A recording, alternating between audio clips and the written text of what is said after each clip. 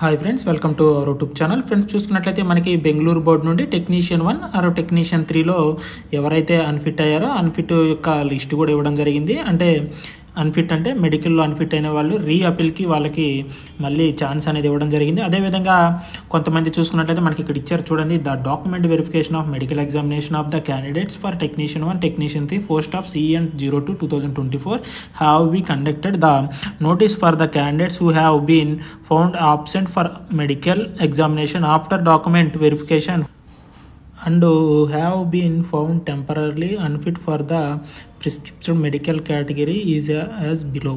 అంటే మనకి చూసుకున్నట్లయితే మెడికల్కి ఎవరైతే ఆబ్సెంట్ అయ్యారో అదేవిధంగా ఎవరైతే మెడికల్కి అన్ఫిట్ అయ్యారో ఇద్దరు కూడా మేము ఇక్కడ ఇచ్చాము.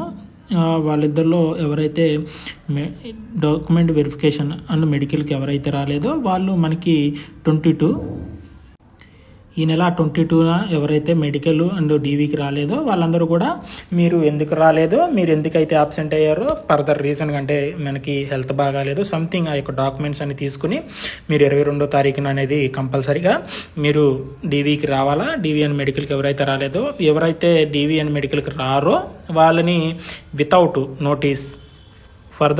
నోటీస్తో అంటే ఎటువంటి నోటీస్ ఇవ్వకుండా మీరు రిజెక్ట్ అయినట్టుగా వాళ్ళు తెలపడం జరుగుతుంది. మీరు ఇంకా అప్పీల్ చేయడం ఎటువంటి ఛాన్స్ ఉండదు. కాబట్టి ఎవరైతే ప్రజెంట్ మెడికల్ అండ్ డీవీకి ఎవరైతే వెళ్ళలేదో వాళ్ళు 22వ తారీఖున వెళ్ళండి. బెంగళూరు వాళ్ళు వెళ్ళేటప్పుడు ఫర్దర్ రీజన్తో పర్టికులర్గా రీజన్ అనేది కంపల్సరీగా ఉండాలా. రీజన్ లేకపోయినా మిమ్మల్ని రిజెక్ట్ చేస్తారు. మీకు ఎవరైతే వెళ్ళరో వాళ్ళకి మీకు ఎటువంటి ఇన్ఫర్మేషన్ మెయిల్స్ కానీ ఎటువంటి ఇన్ఫర్మేషన్ ఉండదు. వితౌట్ నోటీస్తో మిమ్మల్ని రిజెక్ట్ చేయడం జరుగుతుంది. అదేవిధంగా మనకి మెడికల్లో అన్ఫిట్ అయినటువంటి వాళ్ళకు కూడా మనకి ఇక్కడ ఇవ్వడం జరిగింది. వాళ్ళు ఫర్దర్గా మెడికల్ అనేది ఎలా చేసుకోవాలో కూడా ఈ యొక్క నోటీస్లో ఇవ్వడం జరిగింది. చూడండి, the following of unfit candidates are required to report for railway recruitment board office and Bengaluru after necessary చూసుకున్నట్టు corrective procedure are advised the railway medical authorities.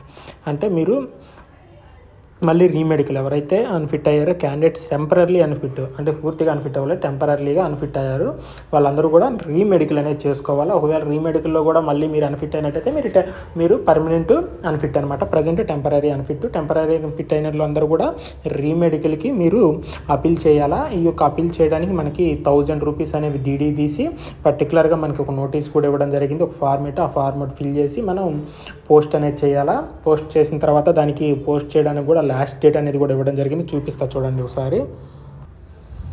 చూడండి ఫ్రెండ్స్, మనకి ఇట్లా ప్రతి ఒక్క ఇన్ఫర్మేషన్ ఇవ్వడం జరిగింది. ఒకసారి చూసుకోండి. బెంగళూరు బోర్డు ఎవరైతే అప్లై చేశారో ఎవరైతే అన్ఫిట్ అయ్యారో ప్రతి ఒక్కరు కూడా చూసుకోండి. మీరు ఇలా ఈ యొక్క అడ్రస్కి ద PCME అంటే ప్రిన్సిపల్ ఆఫ్ చీఫ్ మెడికల్ డైరెక్టర్కి సౌత్ వెస్ట్రన్ రైల్వే హూబ్లీ మీరు ఇక్కడ అడ్రస్ ఇవ్వడం జరిగింది. మీ యొక్క రీమెడికల్ అనేది మనకి జూన్ మంత్ 16 తారీఖు లోపు మనకి ఎండ్ డేట్ అనేది ఇవ్వడం జరిగింది. ఈ విధంగా మీరు 1000 రూపీస్ అనేది డీడీ తీసి principal of chief medical director వాళ్ళకి పంపించాలా. మీరు ఆ యొక్క డీడీ తీసిన తర్వాత డీడీ నోటీసు అదేవిధంగా మీకు ఒక ఫార్మేట్ కూడా ఇవ్వడం జరిగింది. ఆ యొక్క ఫార్మేట్ అనేది ఫిల్ చేసుకుని చూడండి. ఆ యొక్క ఫార్మేట్ అనేది చూడండి. ఇక్కడ క్యాండిడేట్స్ టెక్నీషియన్ 1, టెక్నీషియన్ 3 ఇద్దరు అన్ఫిట్ యొక్క లిస్ట్ అనేది ఇవ్వడం జరిగింది. ఈ విధంగా మనకి అన్ఫిట్ లిస్టులు కూడా ప్రతి బోర్డులో కూడా రావడం జరుగుతుంది. మీరు అప్పీల్ చేసుకోవచ్చు. మనకి ఫార్మేట్ కూడా మెడికల్ ఫార్మేట్ కూడా ఇవ్వడం జరిగింది. ఒకసారి చూడండి. మనకి ఈ యొక్క మెడికల్ ఫార్మేట్ ఎందుకు ఇచ్చారంటే మనకి చూడండి, ఈ ఫార్మేట్ అనేది తీసుకుని మనం దగ్గరలో ఉన్నటువంటి గవర్నమెంట్ హాస్పిటల్లో కానీ ఎనీ ప్రైవేట్ హాస్పిటల్లో కూడా చెక్ చేసుకుని మన యొక్క ఫుల్ డీటెయిల్స్తో మనకి ఏ మెడికల్ ఉందో ప్రతి ఒక్కరు కూడా ఇక్కడ రాస్తారనమాట. మన మెడికల్ అయిపోయిన తర్వాత డాక్టరు దీన్ని యొక్క ప్రిస్క్రిప్షన్ మొత్తాన్ని కూడా మనం పోస్ట్ చేసి మనకి స్పీడ్ పోస్ట్లో మనకి ఆ యొక్క అడ్రస్కి పంపించాలా. స్పీడ్ పోస్ట్ లేదా రిజిస్టర్ పోస్ట్లో మనం ఈ యొక్క ఫార్మేట్ అనేది వాళ్ళకి పంపించినట్లయితే వాళ్ళు మళ్ళీ మనకి రీమెడికల్ అనేది చేయడం జరుగుతుంది. మళ్ళీ మనకి రీమెడికల్ వాళ్ళు చేయడం జరుగుతుంది పిలిచి. ఈ విధంగా ఉంటుంది. ప్రతి ఒక్కరు కూడా ఎవరైతే అన్ఫిట్ అయ్యారో ప్రతి ఒక్కరు కూడా రీమెడికల్కి అప్పీల్ చేయండి. మీరు ఫుల్గా ఎవరైతే బెంగళూరు జోన్ వాళ్ళు ఉన్నారో వాళ్ళందరూ కూడా ఫుల్గా ఒకసారి ఈ యొక్క నోటీస్ డౌన్లోడ్ చేసుకుని ఒకసారి చూసుకోండి. ఒకసారి ఫుల్గా క్లారిటీగా నోటీస్ మొత్తం కూడా డౌన్లోడ్ చేసుకుని అసలు ఏంటి వాట్ అనేది చూసుకొని ఒకసారి మీరు ఆ ఫార్మేట్ అనేది ఒకసారి మీ యొక్క దగ్గరలో ఉన్నటువంటి డాక్టర్ దగ్గరికి వెళ్ళి మొత్తంగా చెక్ చేయించుకుని ఆ యొక్క ఫార్మెట్ అనేది మీరు స్పీడ్ పోస్ట్ లేదా రిజిస్టర్ పోస్ట్లో పంపించాలా. మర్చిపోమాకండి.